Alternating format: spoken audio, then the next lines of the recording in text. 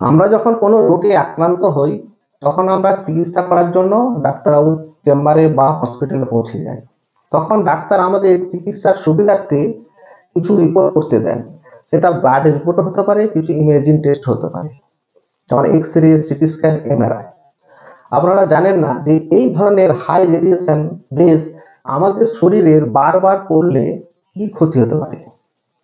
আজকে আমি আলোচনা করব যে বারবার এক্স রে করলে আমাদের শরীরে কি কি ক্ষতি হতে পারে।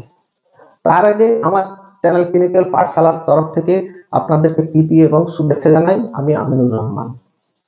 বারবার এক্স রে করলে যেমন ক্ষতি হয়, সেই রকম এই এক্স রে ছাড়াও কিছু আমার রোগ আছে যেগুলো চিকিৎসা করা যায় না। সুতরাং এক্স রে আমাদের খুবই একটা মূল্যবান একটা চিকিৎসার মাধ্যম। আমাদেরকে এক্স রে ছাড়া কিছু এমন রোগ আছে যেগুলো চিকিৎসা করা যাবে না। যে কাজগুলো এক্স রে দ্বারা রোগ আইডেন্টিফিকেশন করা যায় সেই ধরনের কিছু রোগ, যেমন ডেন্টাল প্রবলেম, দাঁতের যন্ত্রণা যদি হয়, দাঁত নড়ে যায়, দাঁত তোলার মতো পজিশন এসে যায়, সেই ক্ষেত্রে একজন ডেন্টিস্ট এক্স রে আদেশ দিতে পারেন। আর কি বোন ফ্র্যাকচার, যদি আমাদের হাড় ভেঙে যায়, মনে হয় হাড় ফেটে গেছে, সেই ক্ষেত্রে প্লাস্টার করার আগে অবশ্যই একটা এক্স রে প্রয়োজন আছে। চেস্ট পেন, যদি আমাদের ছাতির যন্ত্রণা হয় বা ছাতিতে কফ হয় মনে হয়, তখন আমাদেরকে জানতে হবে কি যেটা চেস্ট ইনফেকশন হয়েছে। চেস্টে ইনফেকশন কি কি হতে পারে, যেমন ব্রঙ্কাইটিস, নিউমোনিয়া, লাংস ক্যান্সার। এই ধরনের রোগের আইডেন্টিফিকেশন করতে গেলে এক্স রে বা রেডিওগ্রাফি খুবই জরুরি। Calcification, kidney and liver stone, যদি কিডনিতে বা লিভারের গলব্লাডারে যদি স্টোন হয়, সেই ক্ষেত্রে এক্স রের মাধ্যমে আইডেন্টিফিকেশন করা খুবই সহজ। আর্থ্রাইটিস, এই ধরনের বাত যদি শরীরের মধ্যে হয়ে থাকে, হাড়ের অনেক রকমের প্রবলেম হতে পারে, সেই জন্য এক্স রে খুব জরুরি। আর কি আইডেন্টিফিকেশন অফ আননোন অবজেক্ট, যদি আমাদের শরীরের মধ্যে কিছু অজানা কিছু বস্তু ঢুকে যায়, সেই ক্ষেত্রে এক্স রে প্রয়োজন হয়। এতক্ষণ আমি অ্যাডভান্টেজগুলো জানিয়েছি এক্স রে। এবার আমি আলোচনা করব ডিসঅ্যাডভান্টেজ বা সাইড এফেক্ট সম্পর্কে।